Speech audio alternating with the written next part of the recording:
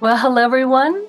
I'm Christina, and I want to welcome you to this special panel episode of Health, Wealth, and Happiness with our guests today, MaryJane, Chris, and Narbeli. Hello, ladies. Hello, good morning and good afternoon. So, ladies, please introduce yourselves and tell us where you're coming from and a little bit about yourself. Thank you very much, Christina, for this opportunity. And I know that this is a step forward. So I'd like to congratulate you. I'm so happy for you. Well, I am Mary Jane, and I am now based and back in my hometown. It's called San Roque, a town in the Philippines. And having been away for a long time, I used to work abroad. For a decade, and having been in Manila for a long time. I'm now back with my mother, 87-year-old mother. And, I have to say that I am a country girl, so to speak. But at the age of 12, I am so fortunate that my parents, my mother and father, sent me to Manila to study to get better education. So my first job is to work as a political, legislative, and legal staffer in the upper house of the legislative department, which is the Philippine Senate. And very fortunate again to have been mentored by a public servant extraordinaire by the name of Senator Lauren Legarda. If you've been in the Philippines, I know that one of you ladies have been here. It was just informed a while ago. She was very popular here. And if I may mention also that since all of us here are all empowered, she is the first female Senate President pro tempore, and also the longest serving female senator of the Republic. At the same time, she's the first Filipino woman who ran and topped two senatorial elections. And I'm so proud that both I have been directly and personally involved in the campaign. Fast forward, when she ran for the vice presidency, she lost in the election. So I was very, very disheartened. I was very disappointed because I was on the ground, and you know how politics are being implemented in the Philippines. I decided to work abroad. I went to Singapore. Singapore is a very small country in Southeast Asia, but as you know, it is an innovation hub. It is the Switzerland of Asia, and I changed career. I was hired by the largest bank in Singapore, local bank. I became a banker, and after I got my permanent residency, I transitioned. I became a publisher. I published a Filipino magazine called Bagong Bayani. It's called Bagong Bayani is modern day hero in English. As a Filipino talent, I tried to champion what is good in being a Filipino. So I published that magazine, and it became the very first Filipino magazine in Singapore that has been nominated and became a finalist at the Magazine Publisher Association of Singapore. And then Typhoon Haiyan, I don't know if you have heard about Typhoon Haiyan. It's a super typhoon, struck the Philippines, and I decided to come back as a humanitarian. This time, because the epicenter of that typhoon was in my region, and I decided to come back. I worked with the United Nations together with some other international humanitarian organizations such as UNICEF, UNHCR, Save the Children, Oxfam, you name it. I have those. We were on the ground for a year together with the Philippine government. We were able to, speed up the process. But of course, it wasn't enough. Even Anderson Cooper was there reporting what was happening on the ground. And this was the time that, I decided to come back to my hometown, being away for a long time, and started my humanitarian, initiatives with the elderly, the children, and women in my community.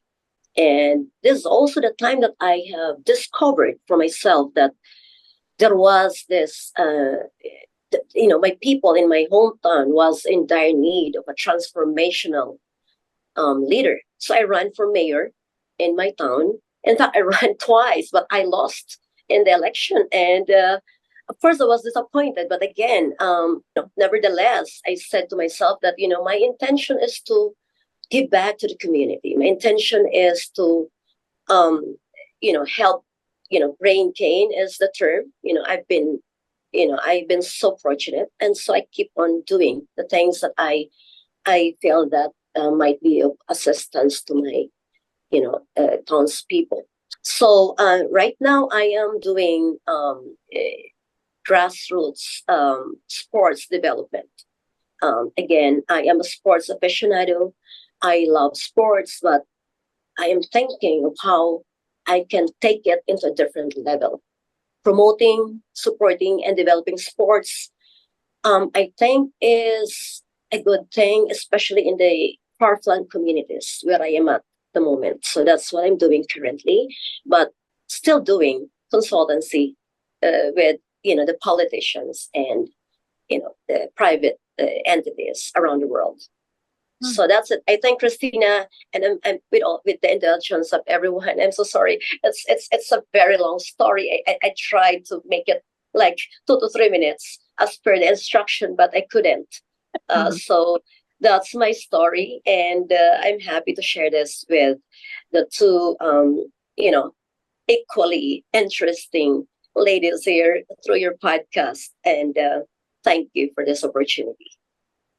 Thank you. That was so interesting, MaryJane. Thank you for sharing. I am, I think the center of it is I'm a labor lawyer. I work for working people in America and have worked with unions my whole career. I've been doing that about 32 years, and it's a passion and a vocation. The American labor movement has a fascinating history and I believe a fascinating future ahead of it. I'm at the tail end of my career with the labor movement, but I've had the pleasure of being the chief of staff of one of the largest unions, the United Food and Commercial Workers, who represent grocery store and food manufacturing workers. And then I came to the AFL-CIO, which is the umbrella organization for all labor unions in America. And I was the chief of staff for the first woman president of the AFL-CIO, and very proud to have served with Liz Schuler, the current president of the AFL-CIO. The intensity of that career led me to decide to step back, and I'm now doing executive coaching and mentoring and supporting labor leaders in the American labor movement any way that I can. And I am trying to balance my life back out after a lot of intensity and stress, and very focused on work, and trying to find more of a balance in my life. I have two young adult children and a partner, and doing some balancing right now. So that's been the focus of my most recent most recent phase of my life. Okay, I'm impressed with the backgrounds, and it's really an honor to be with all of you. And thanks, Christina, for putting us together. My background is if I go all the way to very young, I'm the daughter of a diplomat. My father was a diplomat for the United Nations, so I grew up in Geneva, Switzerland. But my mother's side was from Spain. My father was from Italy. They kind of got together in Colombia, where I was born. So people ask me, where are you from? And I would say I'm a global citizen, because I was born one place, grew up in another place, and I've been in the U.S. most of my life. But my career took me a very global path. I started by working in Pfizer. So I went to school at Thunderbird. Some of you guys know about the Thunderbird, very, very global MBA school. And that took me to many different opportunities. So the first job that I took was working for Pfizer. In those days, a long time ago, it was called Warren Lambert, and it became Pfizer. and I was a financial analyst for them. I became an expatriate, and they sent me to Japan, they sent me to Colombia, they sent me to Japan, Colombia, and UK as an expatriate. And so I work in those countries doing financial analysis, like a financial analyst for them. And after that, I ended up going to work for AT&T, which was a company that I have done an internship when I was in grad school, and I really liked their environment and their field. And I ended up going from finance into doing a lot of marketing strategy and expansion. So I worked there in New York City, from New York City to New Jersey, because they kind of transferred their offices to the New Jersey side.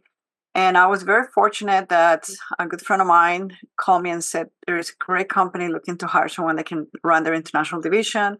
Would you have any interest to talk to them? And I said, yes, which company? And he says, it's Sprint. And I said, where are they? They are in Kansas City. And I said, where is that? I have no idea where Kansas City was. But anyway, just to far forward, I ended up living in Kansas City for 22 years because my career took me all kind of different routes. I went to work for Pfizer, for Sprint.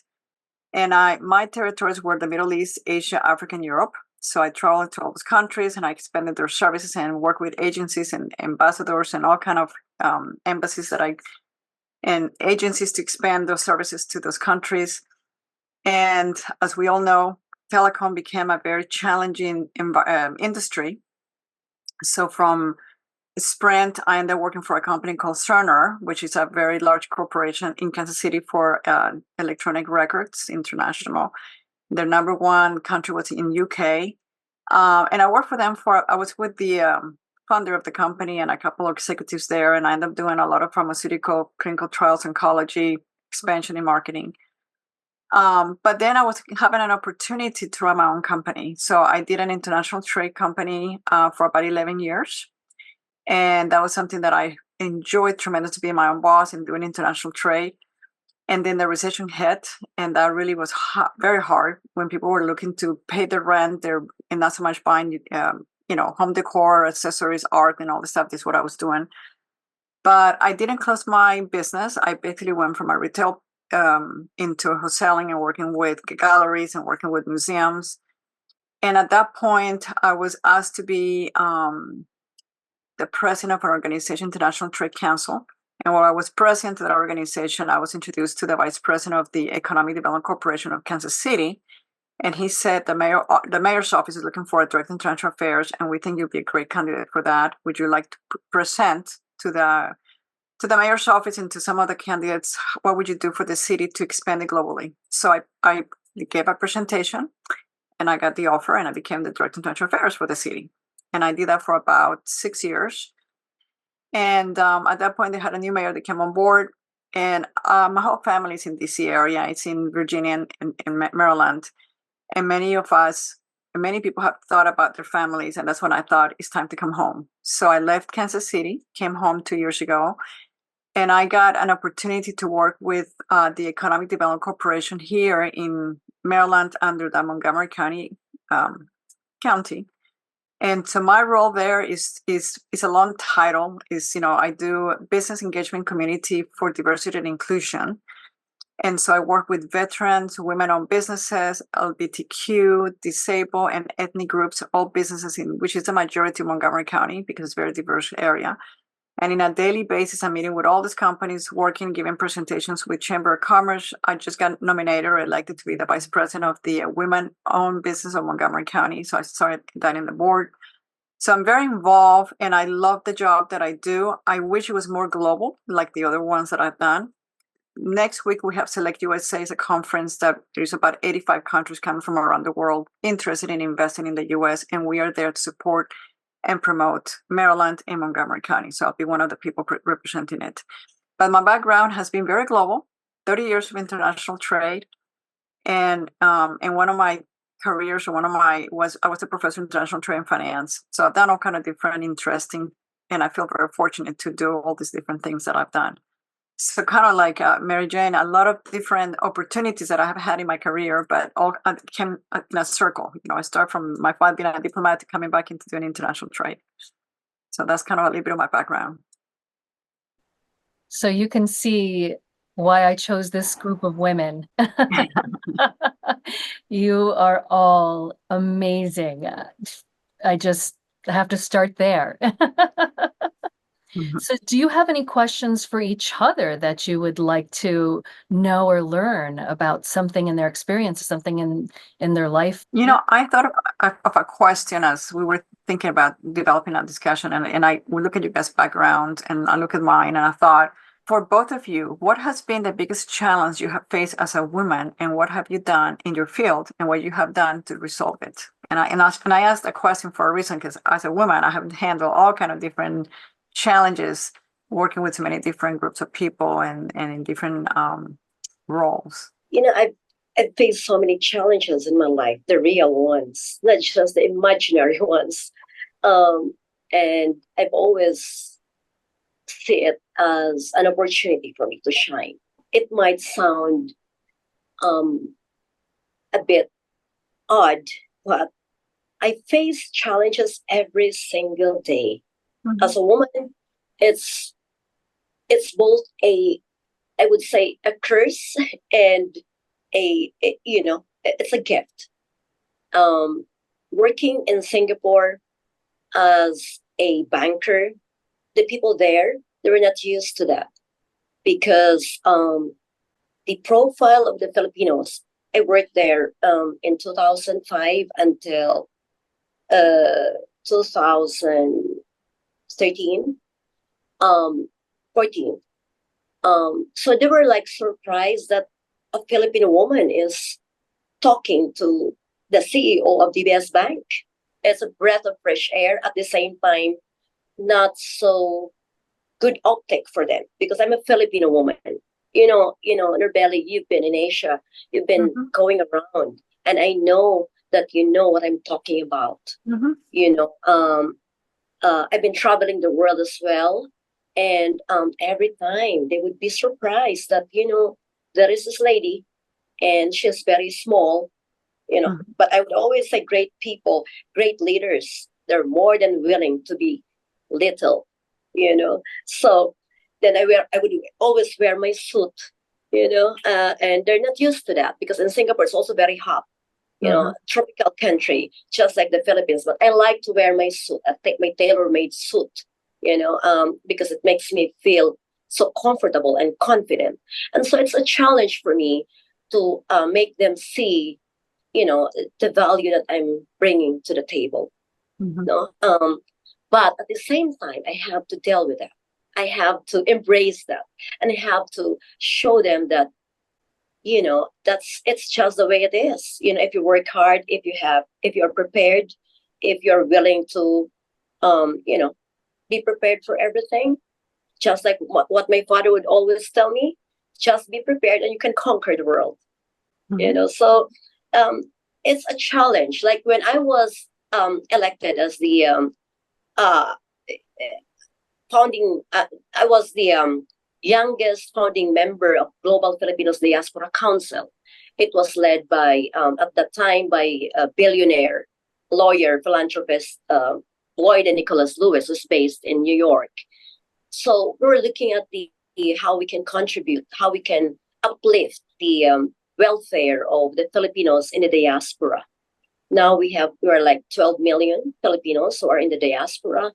And so it wasn't easy for me because I was the youngest and I was a woman. But again, to answer your question, I would always embrace it, and then take it from there. Embrace it, take it from there, push a little bit, push a little bit more, but you have to make sure that you're equipped. You have to upskill. You have to learn in order for you to prove them wrong, in order for you to, show them that you can add value. Because for me, value is the word. You must be able to add value to the table. If not, then for me, it's a waste of my time, and I don't have the luxury of time for that. So that's my response to your question, Narbeli. It's just so simple because I have been discriminated even in the U.S. when I was there visiting, because I think I don't know anyone who travels to the U.S. for just 3 days or 4 days, especially in my town. I would always go there for business purpose, and at the immigration, they would ask me so many things. Why is it that I am going back and forth to the US, and because they could see it in my passport. And,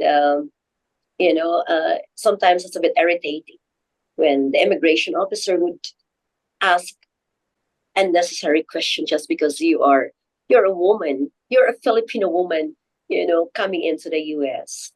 Mhm. So those are the things, example of the things that I faced, in the past. And even with the sports events that I'm doing, it's a man's world. 1,000 people. I'm the only woman standing in that gym. But the thing is, I'm the one calling the shot. That's the difference, But I could still feel that animosity, that challenge that I need to break in. It's really up to us women, to come together and put forward our interest, and of course for the benefit of everyone. Thank you. Mhm. And Chris? Yeah, great question. I mean, I think the single biggest challenge is just the lack of diversity in leadership. So, leadership styles range, a full spectrum. And I think that male leadership styles and female leadership styles can be different. There are women who can adopt male leadership styles and vice versa. But for the most part, I felt really limited by a, a very narrow range of leadership styles when mostly men were leading the organizations I worked with. And that was a challenge for me, and I felt a challenge for the organization, that the organization was missing out on the full breadth of what's possible when you have different kinds of leaders. So my solution to that was, it took a long, long time, but to have the ability to recruit and for President Schuler, a really new group of leaders, and really have a majority of women on that leadership team, and a very diverse group in terms of people of color, LGBTQIA women and men. And so that to me was the outlet for my years of kind of thinking that was an imbalance that had to be corrected. It's not perfect, women don't see things the same way.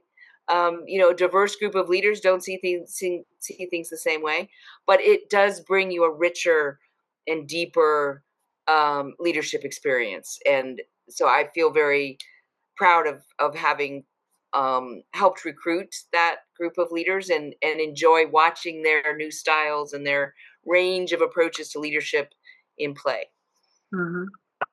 Yeah, I asked a question because obviously, as a woman in traveling overseas and having roles where there's only men, to your point, when I was a professor of finance, I was the only woman. When I was in the economic development in Kansas City, I was the first woman they hire to run this international affairs role. And so I've always, through my whole career, been the only woman in many occasions. And you're right, Chris, in the sense that there are situations where we have leaders that are men that are not quite so certain about having, especially a petite woman. You say petite, I'm very petite. I'm a small woman and I have an accent. And so I think that, they're confused, like, and it's a matter of listening more and observing before you act versus thinking, I'm going to show them that I can do this. It's more like observing, understanding, and kind of working with them. And then, with time, you'll show them. But in some ways, I've also had the opportunity to work with other great leaders, women as well.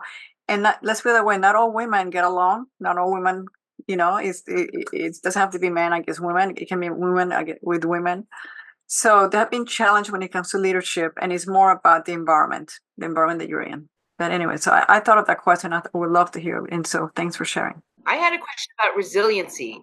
I was just very curious about how both of you, where you draw your sources of resiliency from when you, I know MaryJane, you said we all face challenges every day, but particularly I was thinking of the two political races that you went through where you experienced a loss. what do you draw on for your resiliency? And Narbeli, the same thing. You have made many big changes in your career path. How do you become resilient in those moments? Mm-hmm. I can start. I mean, I think for me, it was opportunities that were given to me in the sense that I went from the corporate, I went into academia, still doing business. And even though I run into the biggest challenge, I have to be honest, the biggest challenge has been this role that I have now after so many years. Going to Kansas City was a big shock because I never lived there before. I lived in New York and in the East Coast. But the environment was always global, and I was always working with people that were from all over the world. And I was used to that, mainly because that's kind of my upbringing from a diplomat's background with my father. But coming here has been a little bit challenging because I went from New York all the way to the Midwest. We came back, and now that I'm back, it's almost coming home. It has been challenging to be back. Things have been a little bit more difficult in some ways. I'm the kind of person that I love challenges. I like to resolve issues that I probably have never faced before and think about how I'm going to resolve them. I'm not the kind of person that I give up easily on things. I take them as a challenge that I'm going to make it better. And as much as sometimes can be not, my character is like, okay, I'm not doing this anymore. This is something that is probably wasting my time or insulting or whatever. You always observe, analyze it, and find ways that you can get to where you're trying to do and make it happen. I'm not one of those people that give up easily, and I'm one of those people that walk away easily. So I almost see every challenge as an opportunity to think of how do I resolve an issue that I never have to face with. And just, it also has a lot to do with who supports you. I have a great support of a family, very supportive. I have a great environment that surrounds me, not only from family, but from colleagues and from friends. And those that support system is sometimes what gets me going in some of these things where it can be challenging at times. Yeah. To answer your question, Chris, it wasn't easy at first. Losing in an election is something that you will never forget. But I always tell myself that I may be defeated so many times, but I will never surrender. Because in the first place, the reason why I ran is because I would like to affect change. Mm-hmm. And, you know, when you have this purpose in life, when you have your North Star, as I mentioned in my first podcast, everything is easier for you. Acceptance is one thing. And my experience, you know, with my class in the, you know, national security class about this VOCA world. VOCA is volatility, uncertainty, complexity, and ambiguity. Those are the, you know, the challenges that, you know, we face, you know, in this VOCA world. You know, my response is always to be positive. Positivity is one thing. Again, when you're positive, everything will fall into the right places. And, you know, after my defeat in the election, I continued with my advocacies. In fact, it made me want to do more and achieve more. So when I was defeated the first time, I continued with my advocacy with the elderly. And I'm proud to say that this was in 2015.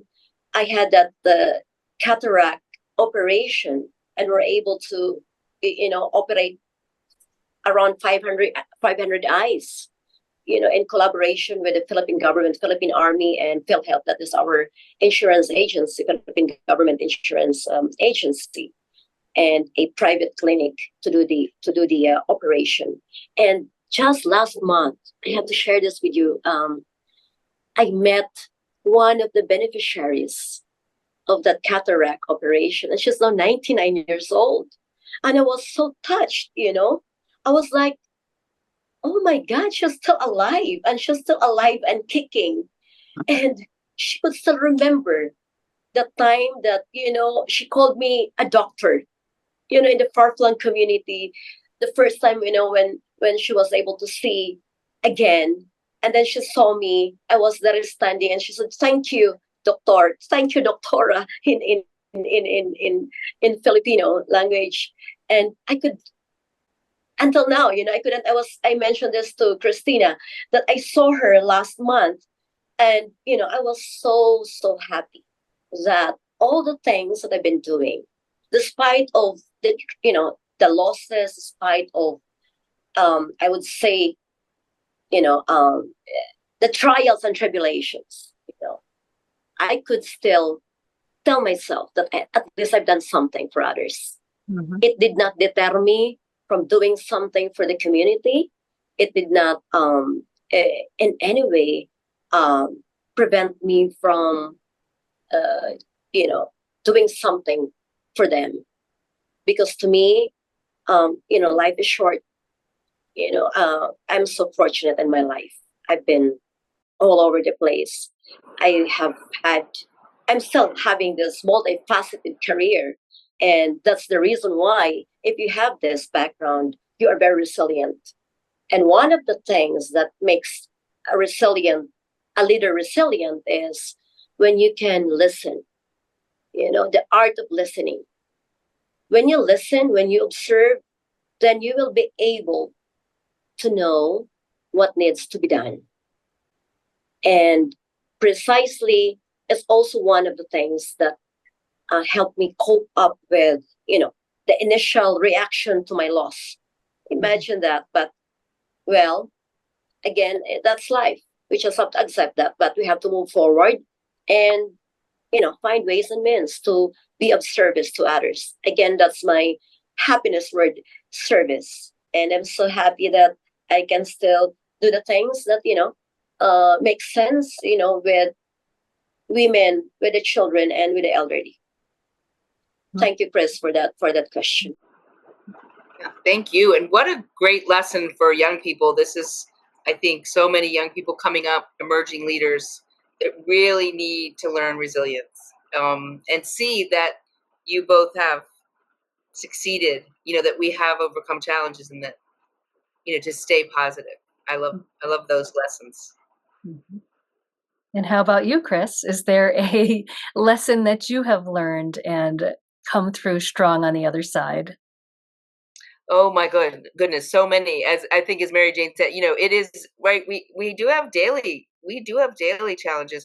I think the one I would maybe focus on is a point when in my leadership where I was promoted into a position newly, had a lot of authority, and didn't have the training and maybe the depth of experience that I should have, and I was responding to stress with a lot of emotion and reactivity and raising my voice and trying to be heard, and I learned very quickly that was not effective, and really dug in and got the training and the self-awareness that I needed to find my style that was going to work well for me.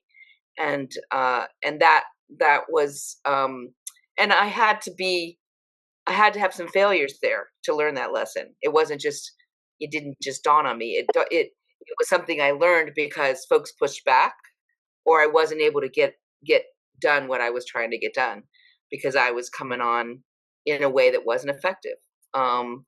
And so I've learned some more effective styles. Listening, yes, Mary, listening, very powerful tool. And I think that a lot of folks miss how powerful it is to listen. That's Mm-hmm. where the power is. Power isn't always in the one talking. And that when you pull back and listen, you're actually lifting up your ability to lead the room forward. So yes, I had to get pushed back first, and then and have come to a much more collaborative listening, lifting folks up, leading forward rather than directing and being reactive. Mm-hmm. And MaryJane, do you have a question for our panel?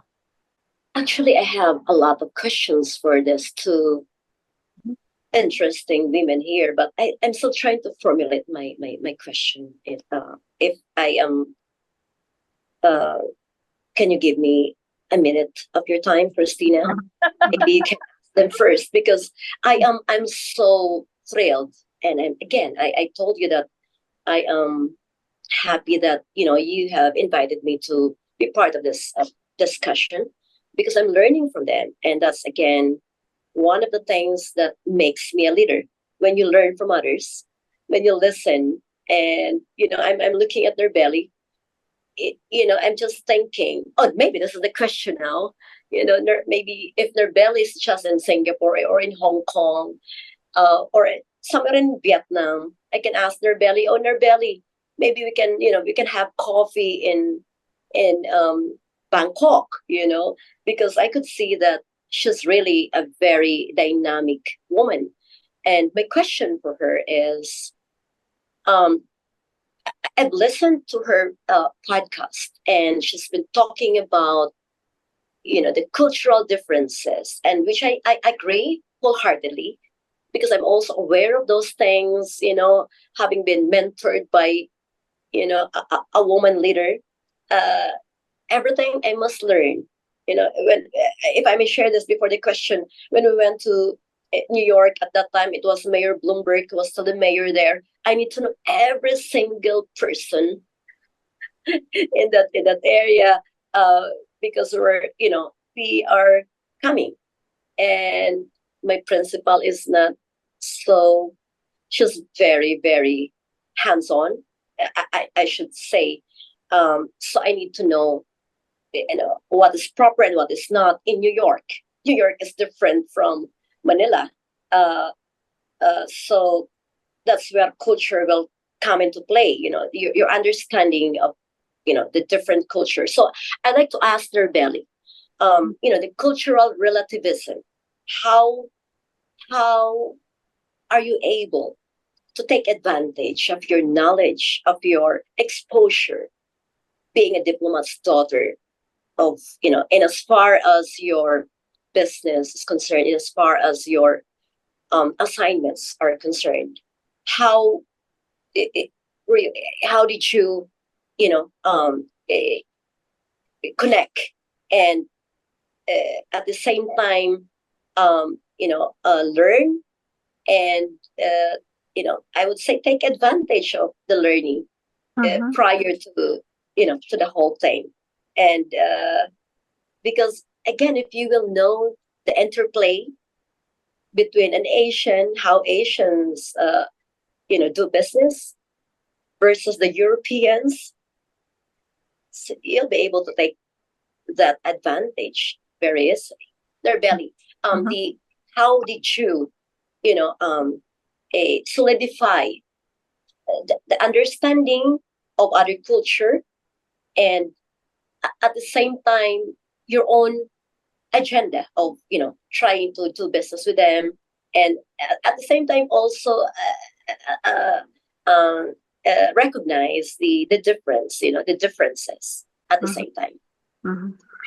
So you mentioned earlier about my father being a diplomat. My father died when I was only 15, so I never learned from him. This is all from my own career. So all this knowledge that I earned was purely from my own experience on traveling overseas, having assignments overseas, and working with different cultures. But if I understood the question correctly, I have traveled and I've done business in over 50 countries, and I embrace everyone with a different background. And I'm open up to understanding and listening to their background, whether I agree with certain things or not. For example, when I say agree, Philippines, when I went there and they offered me this egg that you guys eat, that is a delicacy that is like an egg that is what is it called? It's yes. So I'm very open-minded into trying different things, different cultures, and different ways of doing things. But that was one that I couldn't do, and that was eating that egg. So I said, with all my, I'm gonna be, with all respect, I can do that. It just, and then of course I'm vegetarian too. So but I, to the point where I embrace every difference that a person has, a different culture has, but I also do my homework. I also, people that go with me, I used to have a group of people that reported to me when I was going to this foreign country, and I would say to them, you're going to go with me to Egypt. You're going to go with me to Vietnam. You're going to go with me to whatever country I was going to. But before you go, I need you to do some homework. And that means you're going to learn about the culture. You're going to learn about business etiquette. You're going to learn about the distance. You're going to learn about something about the language. Because we're going to a foreign country and we don't want to come across as someone that as Americans, we're entitled to be who we are. We are there in their country. So we're going to behave and be respectful towards their culture. And I had mentioned, like when we had my video, people would say, well, how do I handle when they get too close to my face? Or how do I handle when they hold my hand when we're walking? How do I handle these things? Well, there are ways you can handle that. And I would give them advice about if someone comes to very close to you, like in Latin America and in Spain, where they might be very close to you and talking very close to your face. And for us Americans, it's a very awkward thing to have someone in your face when you're talking to them. Well, either you embrace the fact that they're not doing that on purpose to make you intimidated, but it's more of welcoming that that's who they are, or you turn sideways and you're still near them, but you're not right in their face, and you kind of handle the distance.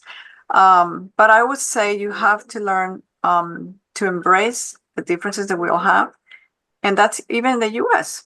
It doesn't have to be going to a foreign country. But as long as you're open-minded, as long as you're willing to be adaptable, and as long as you're willing to, it's a gift given to us to try to learn some different backgrounds and different cultures. And I've used that when I lived in Japan, I lived in Colombia, and I lived in a couple other countries, and I travel around the world, everywhere you can imagine, in Africa, in the Middle East, and Asia. And now that I'm in Montgomery County, that is one of the largest, very diverse counties maybe in the world, honestly. I go to Costco, I go to a pharmacy, go anywhere, and I run into people that are from Africa, people that are from China, people that are from Japan in one store here in Montgomery County. And so even though that's the case, I think that I think there was a planning there. I grew up in an environment that was global. I traveled around the world. I became an expatriate, and I end up in all places in Montgomery County that is very diverse. And so I feel myself very prepared that when I'm here, I can talk to almost any culture, and I feel comfortable talking to them because of what I have experienced. And so I take advantage of what I have learned. And for those that don't know too much about it, I tend to guide them, if they're willing to listen, which not everyone is willing to, but if they're willing to listen, then I try to guide them and help, make them feel more comfortable about embracing differences. So hopefully the answer to some of your questions there. Yeah, certainly. And to Chris, thank you, Narbeli, for that very enlightening answer. To Chris, I see you as a very effective chief of staff. I could tell because having worked in the Philippine Senate and under a woman leader. You said a while ago that you work as a chief of staff of the first woman president of your labor union, AFL-CIO. I'd like to know, how did you? The chief of staff is normally the buck will stop with you. So it was not. I believe it wasn't an easy job. And you mentioned about stress and all the challenges that you faced. But how are you able to neutralize the staff under you during that time? How are you able to tame them? Because these are, the union leaders are not, they're leaders in their own organizations. And I believe that your organization is the umbrella organization. And so you deal with leaders who are so passionate, who are so assertive, and being the chief of staff of the president. How are you able to tame them? The term is tame because I believe it wasn't easy for you.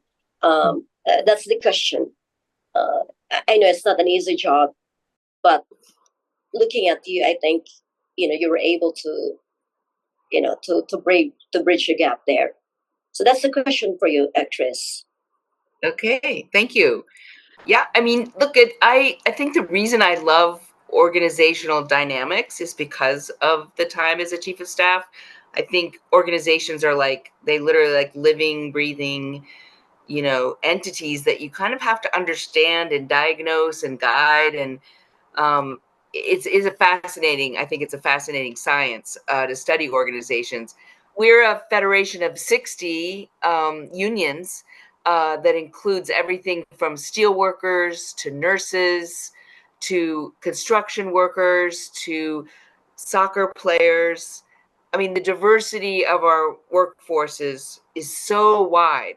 So it's a constant game of consensus, of finding the center, finding what unifies those unions, and working through the center of what is most unifying. And that is, yes, challenging, stressful, but when you can bring that unity together, it is very rewarding. And that is, I think, that's the goal. Is we represent 12.5 million workers, 60 unions. How do we find the center that unites us? And that was what I enjoyed finding, and made up for a lot of the stressful times when everyone seemed to disagree. But my question for everyone is, if you were to mentor a girl coming out of college today who was interested in taking over your position, what advice would you give them? I can start. I mean, the role that I have is very demanding because I work with so many different companies, so many different organizations. I'm in front of all the different leaders when it comes to different categories of women, veterans, LBT. I mean, there's just so many. I would say be confident. Number one, be confident that you know your stuff, and if you don't, then find out and learn. Network and get to know people that can help you, mentor you. Don't think that you're gonna find out all the answers right away, but just really get to know people. And I would say, don't say yes to everything, because sometimes we tend to do it all, and that's can get very stressful. So prioritize and what needs to be done so you can do it right. That my advice would be pretty much, be confident. Number one, do your homework, get to know people, learn if you don't know, and don't say yes to everything given to you to do. So you can do everything right. Do those things that are priority right. That would be the advice that I would give. That's wonderful advice. I'm going to put that on my wall and and honor that good advice. I'll let MaryJane bring us home, but I would just say that I think what I really want to encourage young women to learn is power mapping, how to understand, again, that sort of living organism. How is power working in the organization? Where can they fit in? It isn't always going to be the way you want it to go, but then how do you strategize to find a way to move your agenda forward?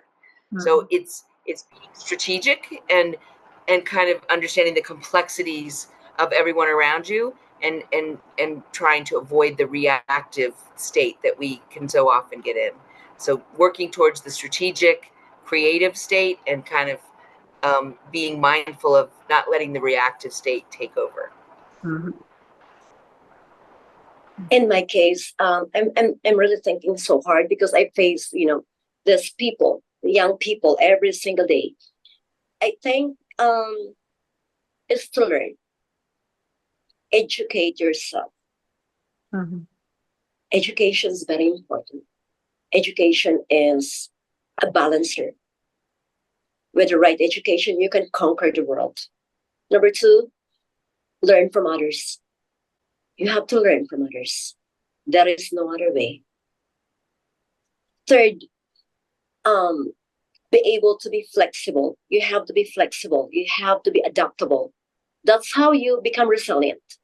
When you can adjust, when you can see that for every difficulty, there is always this corresponding opportunity there. then nothing is impossible, because life again is a risk. We have to take that calculated risk. There is no other way. If we don't, then we will be stuck. So might as well take the risk. We have to fight this uncertainty. The world is so uncertain. The volatility in the market, with a brave heart. So, but with the right knowledge, with the right education, with the right training, I'm sure you will not be afraid to take on those challenges ahead of us, ahead of those young ones, the younger generation. Christina, what about you? I'd love to hear. Yes, I think it's finding a mentor, finding somebody who's not going to be threatened or feel challenged by you, because when you're ready to kind of step aside and say, come follow me, I think that's a really neat place for someone who's younger to be able to step into to learn. I have a very strong mother, and she has been a guiding force even when I didn't think she always had the right ideas or opinions. I always look back and go, yes, mother was correct. I can't call her mother, though. She doesn't like that. So my mom was right in so many of those instances, and patient to listen, which was very, very important. So I think when I think about it is telling a young girl, yes, listen to those around you. Don't be intimidated. It's so hard when you're young. Your confidence is just scattered, and that's just something that comes with age. It just does. But to find somebody who will say, hey, I'll be your cheerleader and I'll help you along the stages. That would be my advice, as well as listening to this podcast of these three amazing women, accomplished, inspirational, right here. I'm so thrilled to have the three of you join me today. Thank you so much. Thank you. It was an honor. Mhm. Thank you, Christina. Thank you, Christina. Okay. Bye-bye. Mhm. Bye.